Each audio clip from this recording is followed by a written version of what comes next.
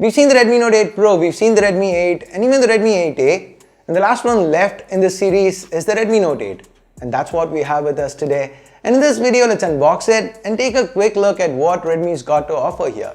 Spoiler alert, unlike with the Redmi 8, this one's, it's quite a good upgrade, and we're also going to be giving it away. Hey guys, Ash here from C4Retech, and if you end up liking what you see in this video, please don't forget to turn on notifications by hitting that bell icon. Let's go ahead, get started.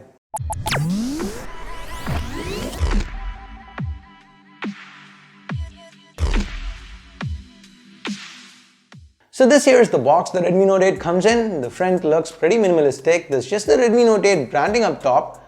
The box is, well, overwhelmingly blue as you can see. To the back, we have the key highlights of the Note 8. They are mentioned in Chinese as this. It is a Chinese variant that I managed to import to cover for you guys. Anyways, what we do get from this is that it's got a Snapdragon 665 chip, a 4000 mAh battery. Now to the bottom, we get the RAM and storage information. 4 gigs of RAM, 64 gigs of storage in this case. To the side, we have more Redmi Note 8 branding. Removing the lid, we have a white box inside. Here we find the SIM ejector tool, the standard documentation, all in Chinese of course, and there's also a transparent silicone case. Let me set it all aside for a moment. We then have the Redmi Note 8 in its plastic cover. Taking it out, we have a sticker to the front and back. Let's get rid of them first. So here's our Redmi Note 8 in the moonlight white color. And yes, that's what Redmi has decided to name it. Ignoring the Vivo theme naming, this one's pretty classy in my opinion. More on design in a bit. Let's now boot it, put it in its case and set it aside while we take a look at what else is in the box. Here we find a 18-watt quick charger. Now that's pretty sweet. And then there's a USB Type-C cable. So this generation, all 4 phones, the Redmi 8A, 8, Note 8 and Note 8 Pro, all of them have gotten Type-C. Awesome. Now let's take a closer look at the Redmi Note 8. This phone feels quite similar to the Note 7. Now from a dimensions perspective, it is about the same. It's a touch shorter, about as wide, marginally thicker and about 4 grams heavier. In hand, it felt eerily similar to me. The front and back are covered by Corning's Gorilla Glass 5 again, just like with the Note 7, and the Note 8 continues feeling a lot more premium than it has any business feeling like, given the price segment. The moonlight white, I like this back. It's got a mix of colors here. It's purplish at the bottom, blue above it, fading into white up top. It's a nice subtle mix of hues. Redmi's done well here. The muted, understated Redmi branding, that's also a nice touch. The fingerprint scanner continues being to the back. What's new here is that quad camera setup. Probably that's what cost the 4 extra grams of weight. Let's get to the cameras in a bit though.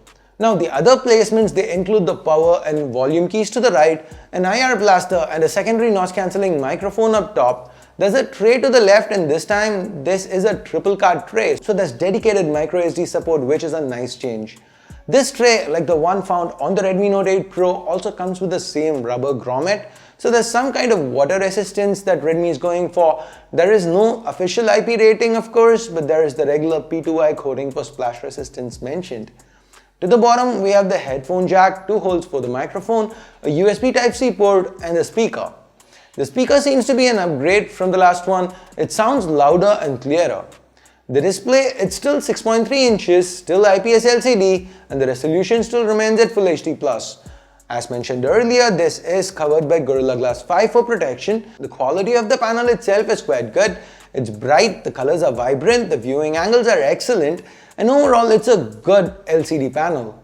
What has changed here is the shape of the notch. It's a little different. Now one thing worth noting is that again, just like with the Note 8 Pro that we saw, there is no Widevine L1 support, so we can't stream HD content from the likes of Netflix or Amazon Prime. But hey, again, this is the Chinese variant, and like I said in that unboxing video, it is not uncommon for Redmi to sell phones in China without Widevine L1, but they end up adding it for the global or Indian launches.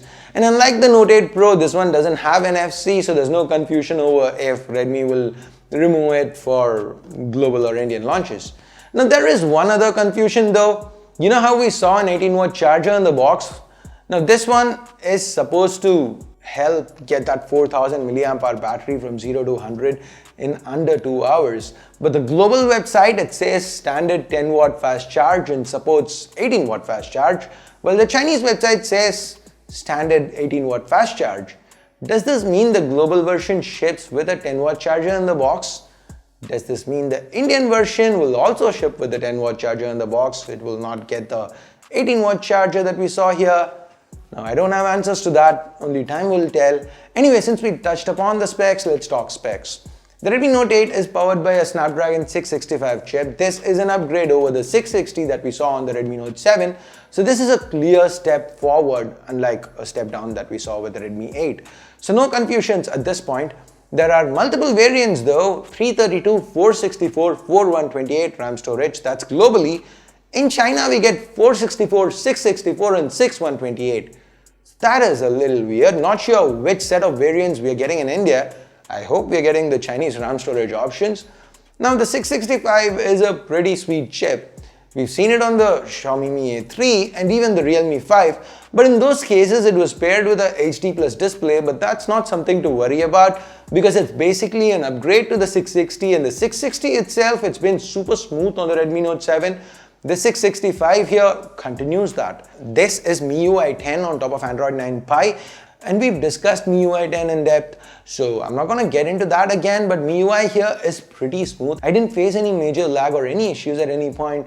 The user experience felt solid. Apps were quick to launch, the navigation gestures were smooth, the remote app here that helps make use of the IR blaster to quickly control a TV or air conditioner if needed.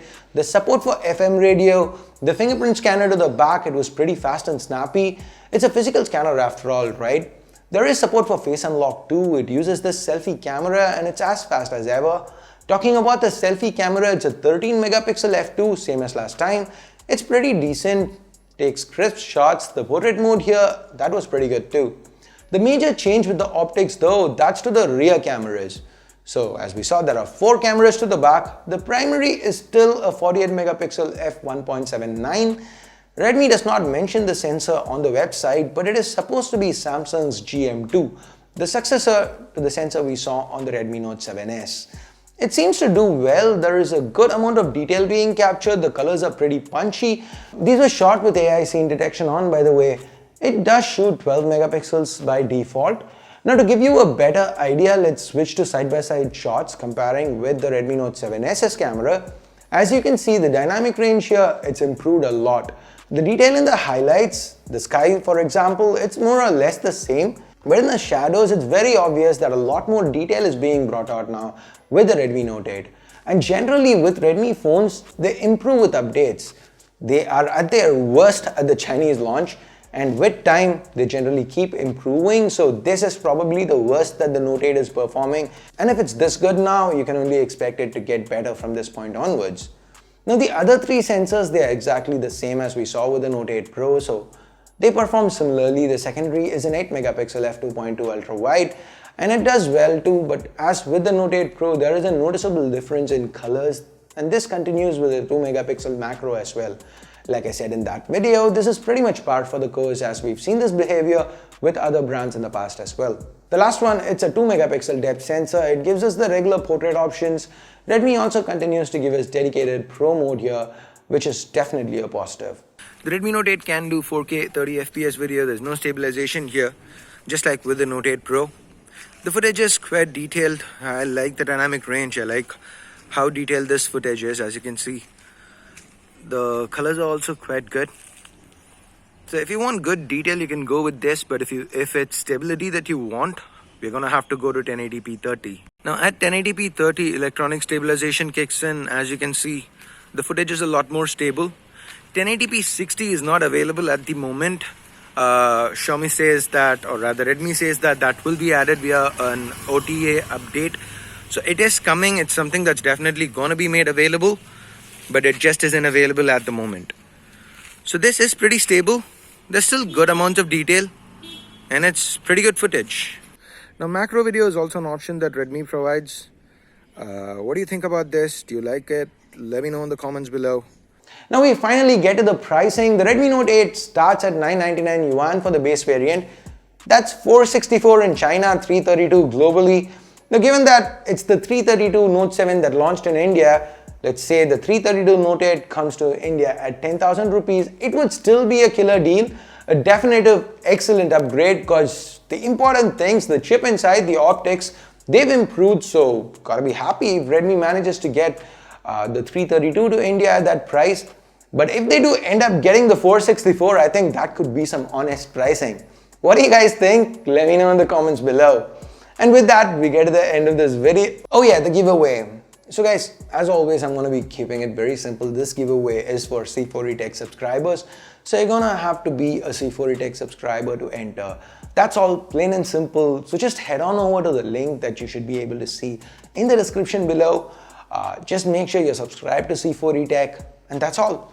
That counts as an entry.